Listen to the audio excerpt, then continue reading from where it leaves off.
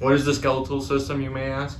The skeletal system is made up of your bones, your joints, your cartilage, and ligaments. Your skeletal system is divided into two separate skeletons, your axial skeleton and your appendicular skeleton. The primary function of the skeletal system is to provide support for the body. I have a voiceover for you to hear.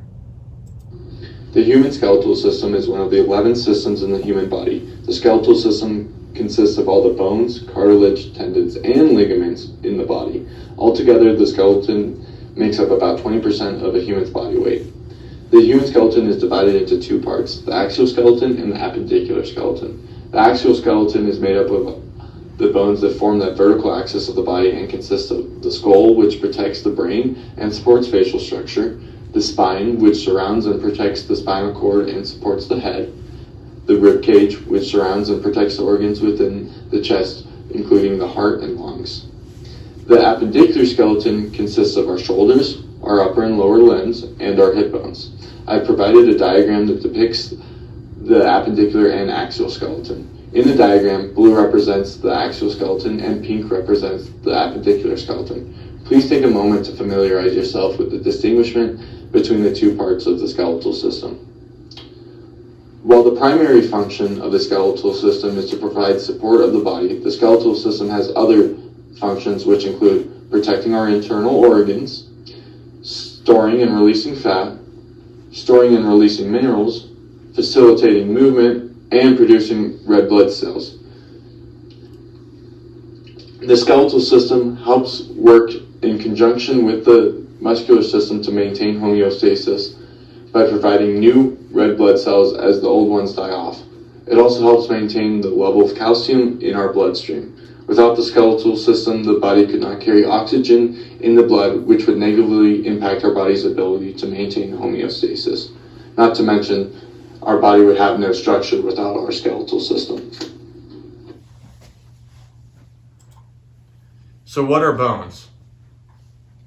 The two basic types of bone tissue are compact bone and spongy bone. The type of bone cells are osteocytes, osteoblasts, and osteoclasts. Bones are classified by their shape. They could either be classified as long, short, flat, or irregular. I have another voiceover for you to hear. What are bones, you may ask? Bones are rigid organs that constitute our skeleton and provide protection for the various organs of our body. Bones are living, growing tissues. It is important to understand that bone is made mostly of collagen and calcium. Collagen is a protein that provides a soft framework for bones, and calcium is a mineral that adds strength and hardens the framework for bones. This combination of collagen and calcium makes bones strong and flexible. There are two types of bone tissues. Compact bone forms the hard external layer of all bones. It provides protection and strength to bones. Compact bone tissue consists of units called osteons, which are cylinder structures that we will discuss later in the presentation. Meanwhile, spongy bones form the inner layer of all bones and are lighter and less dense than compact bone. Spongy bone tissue does not contain osteons that constitute compact bone tissue. Instead, it consists of trabeculae. The three types of bone cells that are important to know and understand are called osteoclasts, osteoblasts, and osteocytes. Osteoclasts are large cells that dissolve the bone. They come from the bone marrow and are related to white blood cells. They are formed from two or more cells that fuse together. Because of this, the osteoclasts usually have more than one nucleus. Osteoclasts are found on the surface of the bone mineral next to the dissolving bone. Osteoblasts, meanwhile, are the cells that form new bone. They also come from the bone marrow and are related to structural cells. They have only one nucleus. Osteoblasts work in teams to build bones. They produce new bone called osteoid, which is made of bone collagen and other protein. In addition, they control calcium and mineral deposition. Osteocytes are cells inside the bone. They also come from osteoblasts. Some of the osteoblasts turn into osteocytes while the new bone is being formed, and the osteocytes then get surrounded by the new bone. Lastly, it is important to know that bones are classified by their shape. I have provided a photo so that you can see how the bones are identified. Long bones are longer than they are wide. Short bones are usually square in shape or cube-like. Flat bones are curved, and irregular bones are oddly shaped. Think of your vertebrae, for example.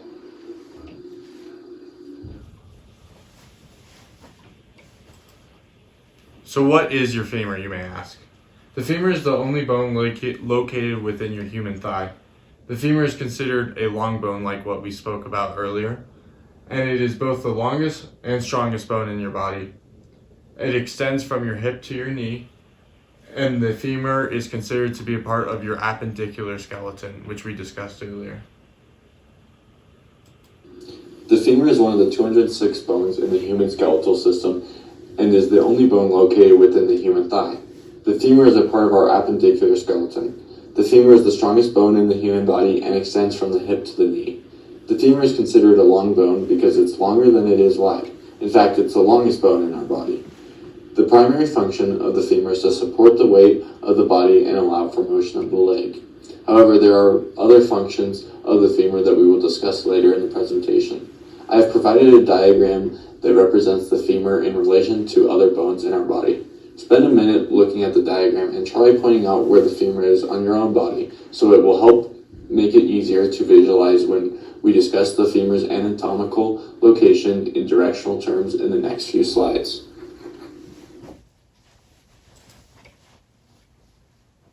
So what are anatomical terminology and what are directional terms?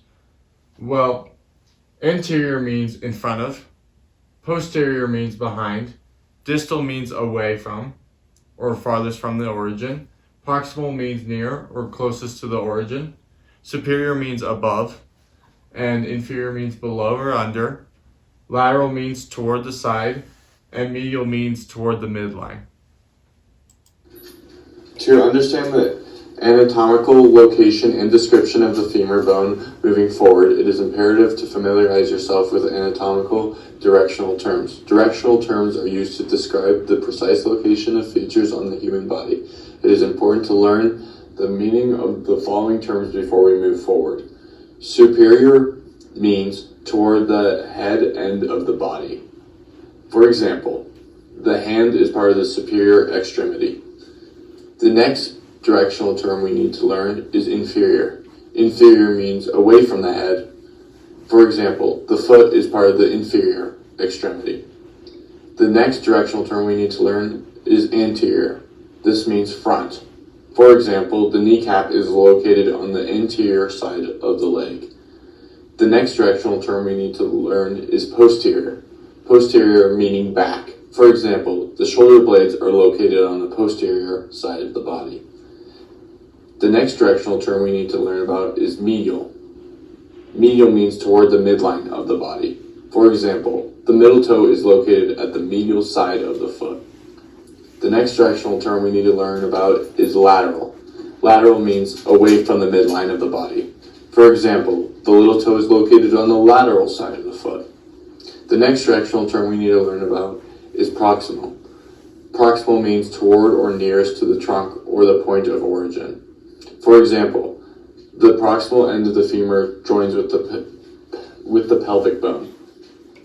The next directional term that we need to learn about is distal. Distal means away from the farthest from the trunk or the point of origin. For example, the hand is located at the distal end of the forearm. So what is the anatomical location of the femur? The femur is the only bone located within the human thigh, and it articulates proximately with the acetabellum of the pelvis, which forms the hip joint, and it articulates distally with the tibia and patella, which forms the knee joint. To understand the anatomical location of the femur in directional terms, you must be familiar with the anatomical location of the pelvis and patella and tibia. If you're familiar with the anatomical location of the pelvis and the patella and tibia, then you can familiarize yourself with the anatomical location of the femur. The proximal end, meaning the nearest point of origin, of the femur articulates proximally with the acetabulum of the pelvis, which forms the hip joint. The distal end, meaning the farthest from the point of origin of the femur, articulates distally with the tibia and patella, which forms the knee joint. Next slide, we will discuss the anatomical components and features of the femur that helps articulate the femur's anatomical location. So, anatomical description of the femur consists of 3 parts: the proximal end, the shaft, and the distal end. The proximal end contains the head, the neck, and the lesser and greater trochanter. The shaft, meanwhile, contains the posterolateral surface and the posterol medial surface.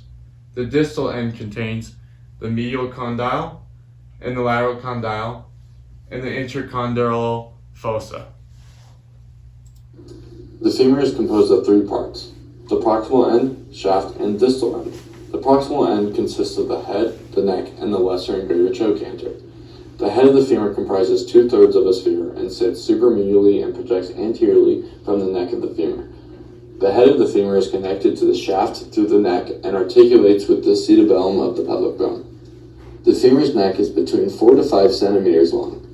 The greater and lesser trochanter help facilitate the transition between the femur's head and neck. There are 2 lines that connect the greater and lesser trochanters on the anterior and posterior aspect. The greater trochanter is box-shaped and is the most lateral part of the femur. Meanwhile, the lesser trochanter is a cone-shaped extension of the lowest part of the femur neck. The shaft is the middle section of the femur and is the second part of the femur. The shaft has 2 surfaces: the posterolateral and the posterol medial surface. The posterolateral surface is limited anteriorly by the lateral border and posteriorly by the linea aspera. Meanwhile, the posterol medial surface is limited by the medial border anteriorly and the linea aspera posteriorly. Lastly, the distal end of the femur is made up of the medial and lateral condyles, which is defined as rounded protuberances at the end of the bones, and the intercondyle fossa. The lateral condyle is the most prominent condyle between the 2 condyles and acts as a point of attachment for the lateral collateral ligament. Meanwhile, the medial condyle helps aid as a point of attachment for the large adductor magnus, which is our powerful medial thigh muscle. Lastly, the intercondyle fossa is a groove that functions as a separation groove of the medial and lateral femoral condyles.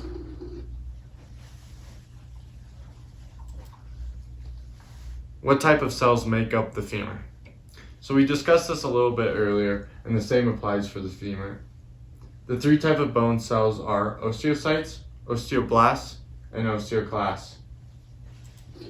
The 3 bone cells that make up the femur are the same 3 that we discussed at the beginning of the presentation. They are osteoblasts, osteocytes, and osteoclasts. If you were to look at the osteoblasts under a microscope like the image I've provided, you'll see that osteoblasts are cubical cells and will have a purple-like appearance. They will also appear flat like a pancake. Osteocytes, meanwhile, will have a star-like shape, and that's how you can differentiate them.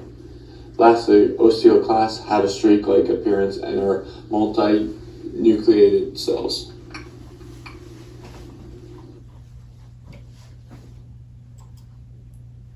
What bone type of tissues make up the femur, you may ask? The 2 types of bone tissue are compact tissue and spongy or cancellous tissue. The 2 bone tissues that make up the femur are compact tissue and cancellous tissue, otherwise known as spongy tissue. If you were to look at compact tissue under a microscope like the image I've provided, compact bone has a white appearance and is distinguishable by its cylinder/sun hollow characteristics from the osteons. Meanwhile, cancellous tissue has a pink appearance and has many pores. It almost looks a lot like a kitchen sponge. Take a look at the diagram and try to distinguish the 2 for yourself.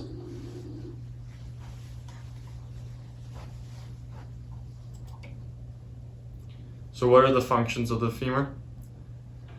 The functions of the femur are to support our body weight and allow for motion of our leg. The femur plays a critical role in our day-to-day life. Without it, our lower body would be like jello, and we wouldn't be able to do simple tasks like walking. The two functions of the femur bone are to support our body weight and provide the ability for articulation and leverage for the leg. All the body's weight is supported by both of our femurs during activities like running, walking, jumping, and standing. Extreme forces act upon the femur, and the femur works in conjunction with the muscles in the hip and thigh that act on the femur to move the leg.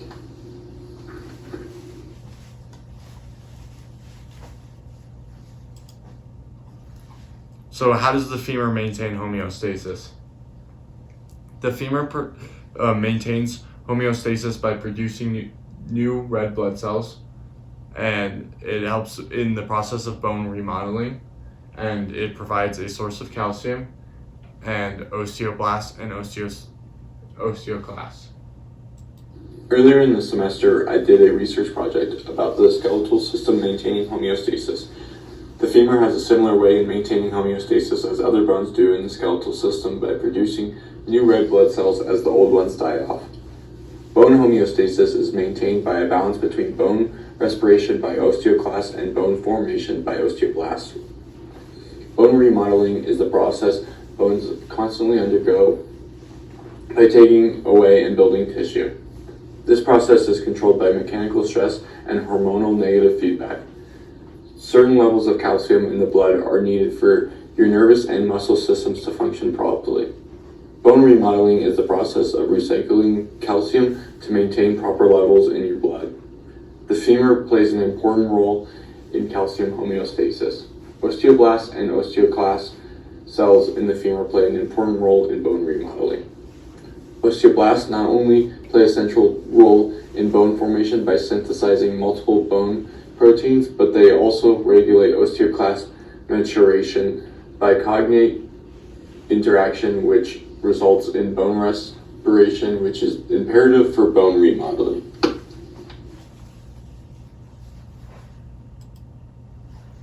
What might happen if the femur fails to maintain homeostasis?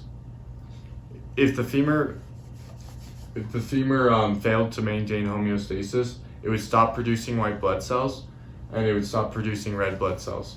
In addition, it would stop calcium production and stop storing minerals. If the femur failed to maintain homeostasis, the entire skeletal system would fail along with it. If this happened, it would stop producing red and white blood cells, stop storing minerals, and wouldn't provide the patient's body with support or protection. I would predict that the integumentary system would feel the effects the most. The integumentary system has an indirect relationship with the skeletal system to help keep bones strong. Skin in the integumentary system is responsible for producing vitamin D. Vitamin D regulates the carrier system that absorbs calcium. If the integumentary system was unable to absorb vitamin D, it would be detrimental to maintaining calcium homeostasis. Without vitamin D, bones would become soft since there would be no rotations of calcium being absorbed.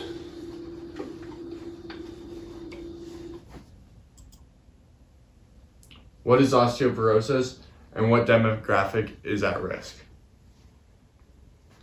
Osteoporosis happens because the skeletal and integumentary system fail to maintain homeostasis. Bones fail to remodel because the rate of bone respiration is greater than bone formation. The causes of osteoporosis are estrogen deficiency and androgen deficiency in men. The primary demographic of osteoporosis is older women experiencing menopause or who are postmenopausal. Like I mentioned before in my previous slide, the integumentary system has an indirect relationship with the skeletal system to keep bones strong. Skin in the integumentary system is responsible for producing vitamin D. Vitamin D regulates the carrier system that absorbs calcium. If the integumentary system was unable to absorb vitamin D, it would be detrimental to maintaining calcium homeostasis. Without vitamin D, bones would become soft since there wouldn't be rotations of new calcium being absorbed. Osteoporosis is a common disease that is caused when both the skeletal and integumentary system fail to maintain homeostasis. Osteoporosis negatively affects the density of bones because The skeletal system fails to remodel these bones. This happens when the rate of bone respiration is greater than bone formation. A lack of hormones, particularly estrogen in women and androgen in men, are the leading cause of osteoporosis. Estrogen deficiency is believed to have the most direct impact on osteoblasts and osteoclasts, which is why older women experiencing menopause or who are postmenopausal are the primary demographic of osteoporosis patients. Estrogen effects are mediated through one specific type of cell surface receptor called the estrogen receptor alpha. ERA binds and transports the hormone into the nucleus of the cell, where the receptor hormone complex acts as a switch to turn on specific genes. ERA receptors are found on the surface of osteoblasts, as is estrogen receptor related receptor alpha, which is also known as ERRA, which play an auxiliary role in regulating bone cells. However, osteoporosis is not limited to older women. Men also suffer from the disease. A lack of testosterone is the leading cause of osteoporosis, aka androgen deficiency. Testosterone is essential for optimal bone development and maintenance. Testosterone deficiency leads to the dysfunction of osteoblasts and osteoclast cells.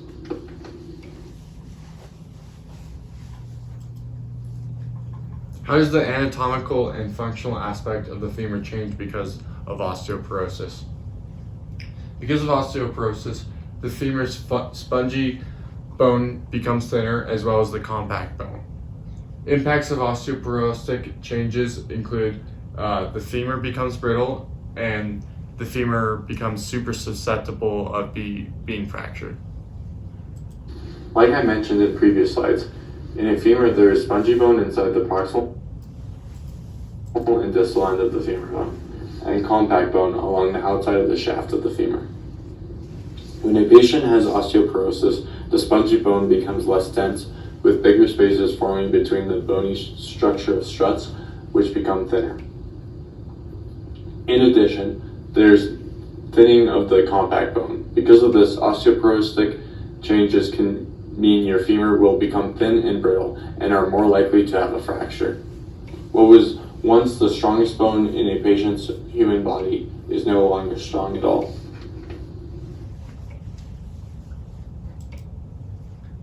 So what are treatment options for osteoporosis?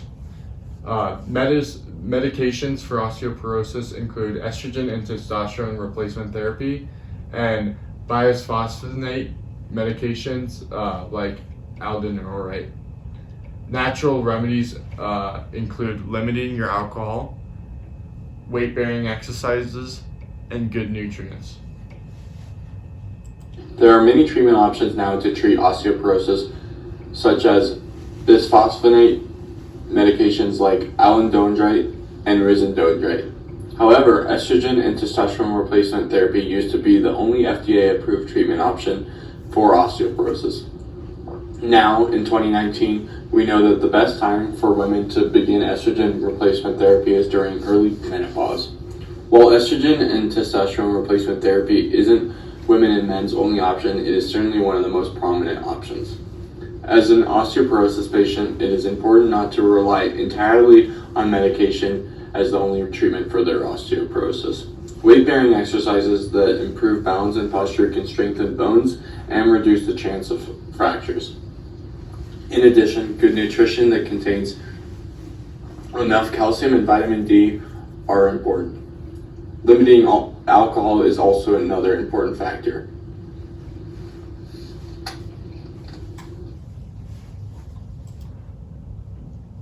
So now that we're done with the presentation, let's check your knowledge. I've got 5 questions for you guys to write down and hopefully answer. My first question is, what are the 3 types of bone cells and what are their functions? The femur is composed of 3 parts. What are those 3 parts called? And what is osteoporosis and how does it affect a patient's femur? And the 4th is, what is the difference between the cancellous and compact tissue? What are a few types of treatment options for osteoporosis? So take a few minutes and write down your answers and let me know.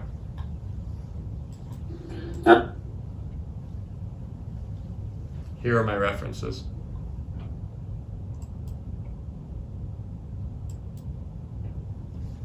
Thank you very much.